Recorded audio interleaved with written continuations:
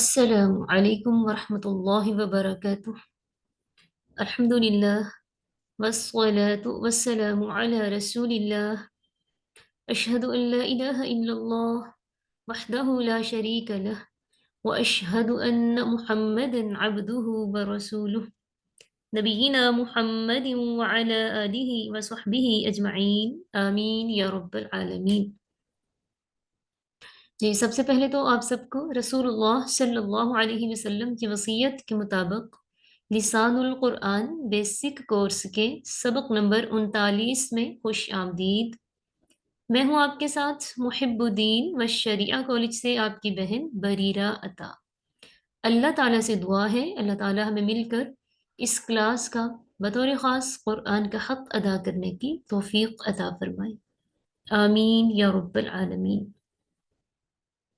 جی، تو ہم الحمدللہ اللہ کے فضل سے قرآن پاک کے کلمات سیکھنا چاہ رہے ہیں۔ تو کلمات جمع کا لفظ ہے جس کا واحد ہے کلمہ۔ تو قرآن پاک میں موجود تمام کے تمام کلمات کی 3 اقسام ہیں کہ ان میں سے کوئی کلمہ یا تو اسم ہوتا ہے یا پھر کوئی کلمہ فعل ہے یا پھر کوئی کلمہ حرف ہے۔ اسم کیا ہے؟ کسی بھی چیز کا نام اسم ہے۔ فعل کوئی بھی کام، کسی بھی کام کو فعل کہتے ہیں۔ اور حرف ایسا کلمہ ہوتا ہے جس کے اپنے معنی تو ہوتے ہیں لیکن اکیلا ہی استعمال ہو تو اس کا کوئی فائدہ نہیں ہوتا۔ حرف اسم یا فعل سے مل کر ہی استعمال ہوتا ہے۔ تو ہم الحمدللہ فعل کو کافی ڈیٹیل سے پڑھ چکے ہیں، حروف بھی ہم نے پڑھے، اب ہم اسم کی تفصیل پڑھ رہے ہیں۔ تو ہم دیکھتے ہیں کہ کوئی بھی اسم ہو وہ 2 طرح سے ہوتا ہے، اسم ظاہر اور اسم ضمیر۔ اسم ضمیر تو الحمدللہ ہم بہت ڈیٹیل سے پڑھ چکے ہیں کہ یہ 2 اقسام ہوتی ہیں اس کی، ضمائر متصل اور منفصل۔ جب ضمائر اسم فعل اور حروف کے بعد استعمال ہوں تو وہ ضمائر متصل ہوتی ہیں، اور جب ضمائر اسم یا فعل سے پہلے استعمال ہوتی ہیں تو وہ ضمائر منفصل ہوتی ہیں۔ تو ان کو تو ہم نے الحمدللہ کافی ڈیٹیل سے اسم فعل حرف کے ساتھ دیکھ لیا تھا۔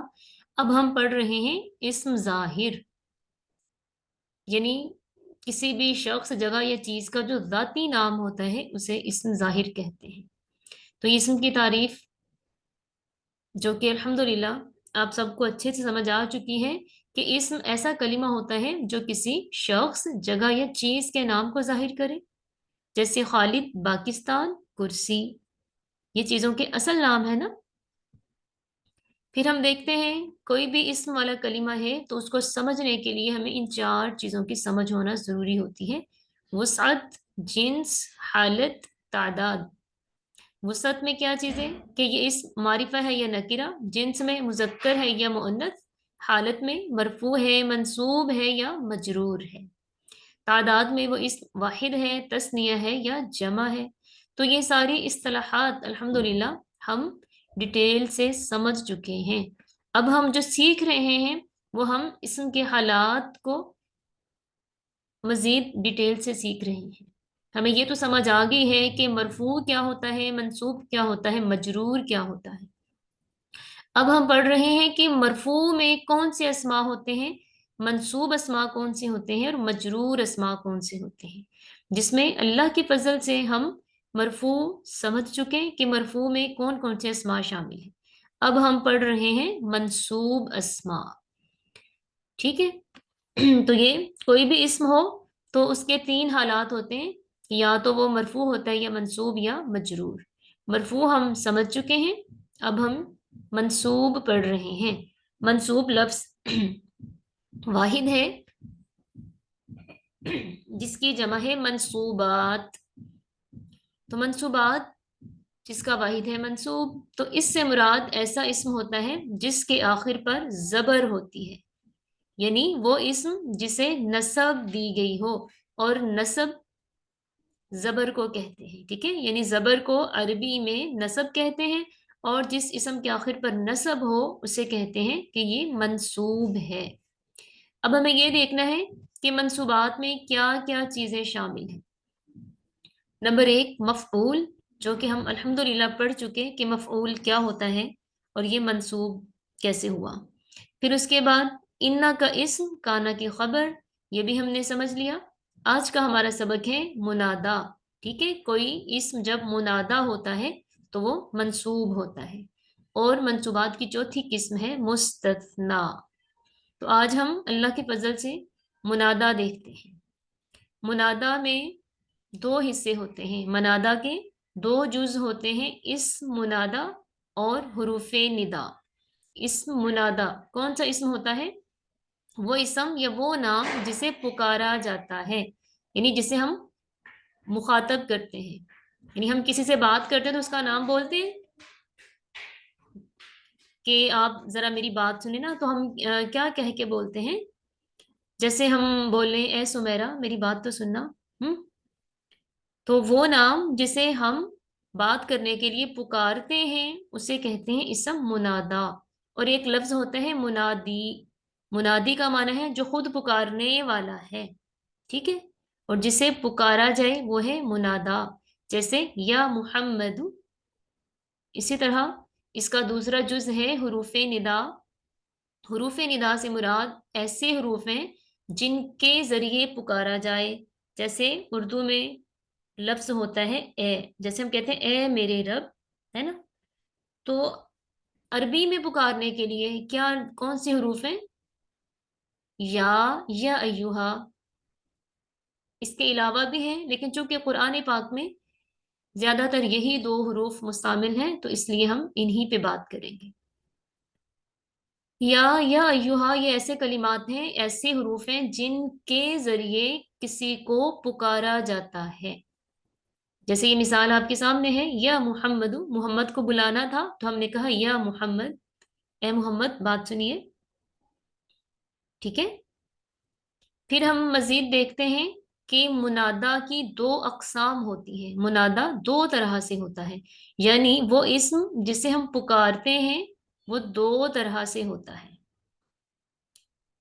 کبھی منادا مفرد ہوتا ہے اور کبھی منادا مرکب ہوتا ہے. تو سب سے پہلے ہمیں اس چیز کو کلیئر کرنا ہے کہ مفرد کسے کہتے ہیں اور مرکب کسے کہتے ہیں. بعض اوقات سمجھنے والے یہ سمجھتے ہیں کہ واحد کو مفرد کہتے ہیں، حالانکہ ایسی بات نہیں ہے، بلکہ ایسا نام، ایسا کلمہ جس کے نام کا ایک ہی حرف ہو اسے مفرد کہتے ہیں. اور جو نام دو یا دو سے زیادہ کلمات سے مل کے پورا ہوتا ہو اسے مرکب کہتے ہیں. ٹھیک ہے، منادا مفرد جیسے یا محمد، یعنی محمد ایک نام ہے تو اس کا ایک ہی لفظ ہے تو یہ ہم کہیں گے منادا مفرد ہے. اور منادا مرکب کی مثال یا نساء النبی، یہاں پہ نساء النبی نون کی زیر آئے گی، اس کو ہم تھوڑا یہاں ٹھیک کر لیتے ہیں.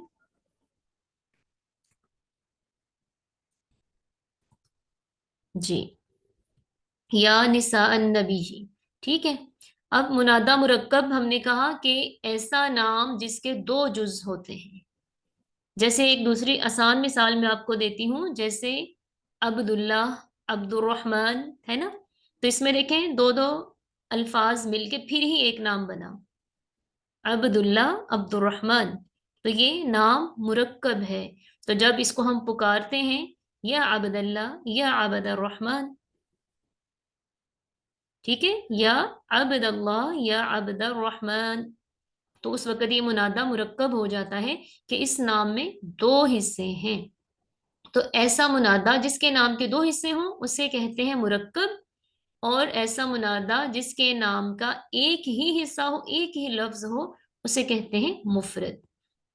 پھر ہم اس کے اعراب پہ بات کرتے ہیں. تو جو منادا مفرد ہوتا ہے وہ مرفوع ہوتا ہے. اور مرفوع کی آپ سب کو سمجھ ہے کہ مرفوع اسم کون سا ہوتا ہے؟ جس کے آخر پر سنگولر کی صورت میں پیش ہوتا ہے، تثنیہ کی صورت میں یا نون، جمع مذکر ہو تو واو نون، جمع مونس ہو تو الف تا آتن کے ساؤنڈ کے ساتھ. اور ایک بات یاد رکھیے گا، جب کوئی اسم منادا بنتا ہے نا تو اس کے آخر پہ تنوین نہیں آتی. ٹھیک ہے، جیسے ویسے تو یہ ہوتے محمد، جیسے قرآن پاک میں بھی ہے محمد الرسول اللہ، تو وہاں محمد پر تنوین آ رہی ہے. لیکن جب کوئی نام منادا بنتا ہے جب کسی کو پکارا جاتا ہے تو پھر تنوین نہیں آتی، ٹھیک ہے۔ پھر منادا مرکب کا کیا اعراب ہوتا ہے؟ آپ نے دیکھا کہ ہم نے منادا کو منصوبات میں رکھا ہوا ہے، وہ اس لیے کہ منادا مرکب اس کا اعراب منصوب ہے۔ جیسے یہ ہے نساء النبی، اب یہاں پر پکارنے کا مقصود کس کو پکارا جا رہا ہے؟ نبی کی عورتوں کو۔ اگر ہم صرف یہ کہیں گے یا نساء، اے عورتوں، حالانکہ پکارنا تو نبی کی عورتوں کو ہے، تو صرف یا نساء کہنے سے یہ بات بن رہی ہے کہ نبی کی عورتوں کو پکارا جا رہا ہے، یا وہ متوجہ ہوں گی ہماری طرف؟ نہیں نا۔